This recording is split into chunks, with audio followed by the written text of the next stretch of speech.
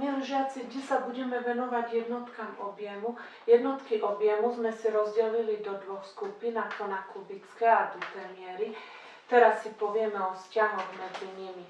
Takže najprv si zopakujeme kubické jednotky. Kubické jednotky objemu sú meter kubický, decimeter kubický, centimeter kubický a milimeter kubický. Keď chceme premieňať, tak vieme, že 1 meter kubický má 1000 decimetrov kubických, 1 decimeter kubický má 1000 centimetrov kubických a 1 centimeter kubický má 1000 milimetrov kubických. Čiže keď ideme od väčších jednotiek k menších, tak k menším vždy násobíme číslom 1000, pretože sú to jednotky kubické, hore majú napísané v exponente číslo 3. No a teraz naopak, keď ideme z milimetrov kubických na centimetre kubické, tak musíme deliť číslom 1000. Z centimetrov kubických musíme na decimetre kubické musíme deliť číslom 1000. Z decimetrov kubických na metre kubické musíme tiež deliť číslom 1000. Teraz si povieme o dutých jednotkách, čiže základnú jednotku, ktorú sme používali, bol liter. Liter má 10 decilitrov, 1 deciliter má 10 centilitrov, 1 centiliter má 10 mililitrov a ešte sme používali väčšiu jednotku, to bol hektoliter. 1 hektoliter mal 100 litrov. No a keď sme išli naopak, keď sme z mililitra premieniali na centilitre, museli sme deliť číslom 10. Z centilitra na decilitre museli sme deliť číslom 10. Z decilitra na litre taktiež sme museli deliť číslom 10. No a z litra na hektolitre sme museli deliť číslom 100. Tu som naschvál nechala takýto prázdny krúžok, pokiaľ tu z litra na decilitra, centilitre a mililitre ideme po 10, tak z hektolitra na litre ideme po 100, pretože 1 hektoliter má 100 litrov.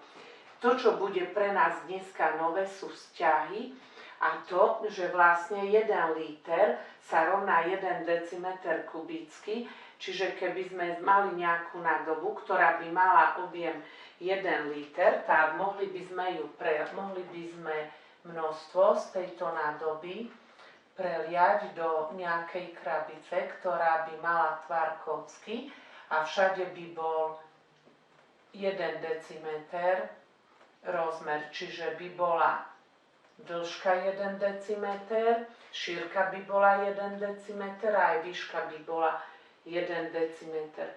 A takisto naopak, keby sme mali takúto krabicu v tvare kocky, aby sme ju naplnili povrch a preliali by sme do nádoby, tak by sme dostali 1 liter. To isté platí aj, že 1 mililiter je vlastne 1 cm kubický, takže tu som to ešte neoznačila. A teraz si budeme počítať. Máme zistiť 5 litrov, koľko je decimetrov kubických. Pozrieme sa sem, vieme, že 1 liter je 1 decimeter kubický, takže to bude ľahké. Napíšeme si tu iba 5, hej? Pretože vlastne koľko máme litrov, tak toľko máme aj decimetrov kubických. V ďalšom príklade mali by sme zistiť 7 ml je koľko centimetrov kubických, tak sa pozrieme zase na tento vzťah. 1 ml je 1 cm kubický, čiže koľko máme mililitrov, toľko máme aj centimetrov kubických. Takže keď máme 7 ml, tak bude aj 7 cm kubických.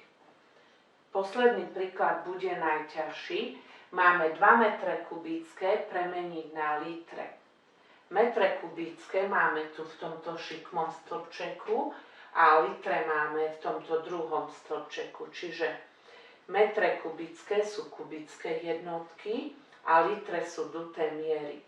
A takže pôjdeme cez tento vzťah, že 1 liter je 1 decimeter kubický, takže si napíšeme, že 2 metre kubické vlastne sú. Teraz musíme sa mi dajak dostať ku decimetrom kubickým. Pozrieme sa sem. 1 meter kubický je 1000 decimetrov kubických, takže 2 metre kubické bude 2000 decimetrov kubických.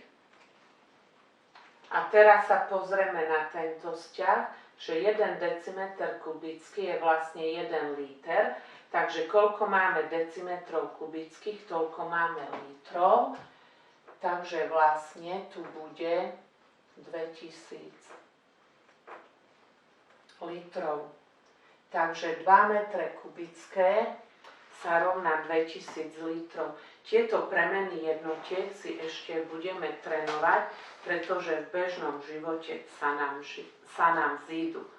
Dúfam, že už to bude v praxi v priamo.